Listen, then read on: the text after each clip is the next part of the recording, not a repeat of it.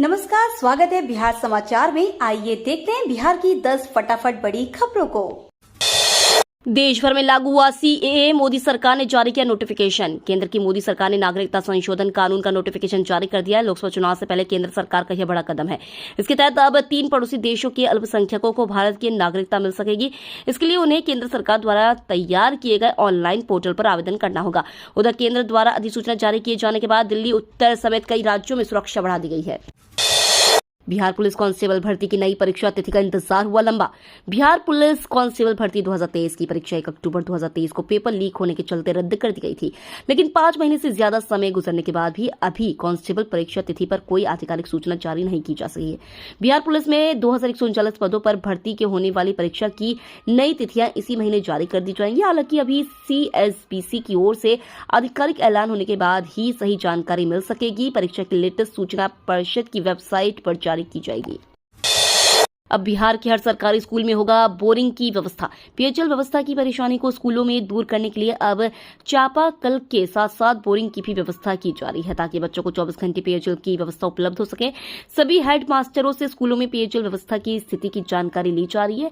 हर head master और प्रखंड शिक्षा प्रसार पदाधिकारी को फोन करके यह जानकारी ली जा रही है कि कहाँ बोरिंग की व्यवस्था है और कहाँ केवल चापाकल और रनिंग वाटर की व्यवस्था है। स्कूलों में बोरिंग की व्यवस्था हो जाती है तो निश्चित तौर पर बच्चों के लिए काफी सुविधाजनक होगी।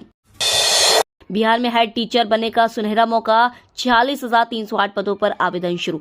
बिहार लोक सेवा आयोग ने हाल ही में हेड टीचर और हेड मास्टर के पदों पर बम्पर भर्ती अधिसूचित की थी। इस बम्पर भर्ती में हेड टीचर की 46,000 से अधिक रिक्तियां अधिसूचित की गई थी। कार्यक्रम के मुताबिक इस बम्पर भर्ती के लिए पंजीकरण प्रक्रिया शुरू हो चुकी है। इच्छुक उम्मीदवार आधिकारिक वेबसाइट पर जाकर इन पदों के लिए अप्लाई कर सकते हैं। आवेदन करने की अंतिम तिथि 2 अप्रैल 2024 है। 14 साल से किसानों के बीच काम कर रहे मनियप्पा पैक्स को मिला प्रथम स्थान। बिहार में कृषि विकास और किसानी को लाभकारी बनाने के उद्देश्य से 8,000 से ज्यादा प्रारंभिक कृषि साख सहयोग समिति संचालित है। अक्सर पैक्स को लेकर लोग भ्रष्टाचार की खबरें सुनते रहते हैं। कई इलाकों के किसानों को यह भी मालूम नहीं है कि पैक्स क्या चीज है, लेकिन बिहार में एक ऐसा समिति है जिसने अपने किसानों की जरूरतों को समझकर उस पर काम किया है और आज बिहार की नंबर 1 कृषि साख सहयोग समिति बन गई है। बिहार सरकार ने भी माना है कि यह प्रदेश की नंबर 1 पैक्स है। इस कारण इनाम के रूप में 15 लाख रुपए भी दिए गए हैं। राबड़ी देवी ने दाखिल किया नामांकन, लालू ने दिखाया फैक्ट्री साइन। बिहार विधान परिषद चुनाव के लिए महागठबंधन की ओर से 5 प्रत्याशियों ने नामांकन दाखिल किया। इस दौरान आरजेडी की ओर से पूर्व सीएम राबड़ी देवी ने नामांकन दाखिल किया। इस दौरान राजद सुप्रीमो लालू यादव समेत पार्टी के कार्यकर्ता मौजूद रहे। राबड़ी के नामांकन भरने के बाद लालू ने विक्ट्री साइन दिखाया। बिहार सरकार ने शुरू की नई पहल, अब घर बैठे मिलेगा जमीन का रसीद।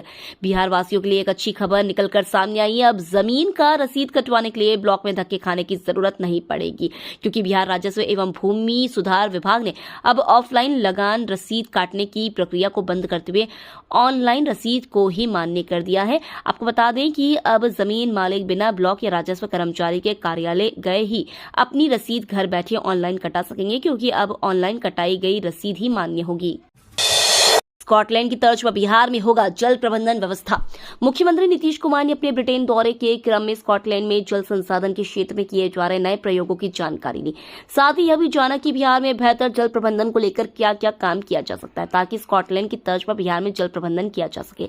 इसको लेकर उन्होंने ब्रिटेन में भारत के उच्चायुक्त विक्रम के दोराईस्वामी से चर्चा भी की।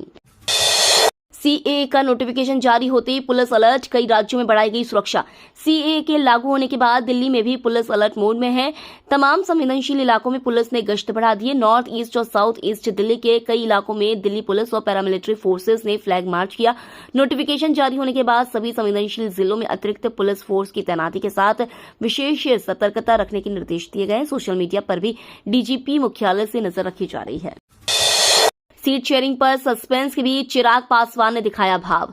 बिहार में लोकसभा सीटों को लेकर एनडीए में मंथन का दौर जारी है। उधर लोक जनशक्ति पार्टी के अध्यक्ष चिराग पासवान को लेकर भी सियासी गलियारों में अटकलों का दौर जारी है, क्योंकि चिराग ने हाल ही में पीएम मोदी की बिहार में हुई रैलियों से दूरी बनाकर रखी थी। इसी बीच चिराग ने बड़ा बयान दिया है। उन्होंने कहा कि हर पार्टी चाहती है कि वह उनके खेमे में रहे। साहेबगंज विधानसभा क्षेत्र में एक रैली को संबोधित करते हुए चिराग ने साफ तौर पर इस बात के संकेत दिए कि वह अपने विकल्पों पर विचार कर रहे हैं। उन्होंने कहा कि मैं यहाँ मीडिया कर्मियों की भीड़ देख रहा हूँ जो यह जानने के लिए उत्सुक है कि चिराग पासवान किसके साथ है।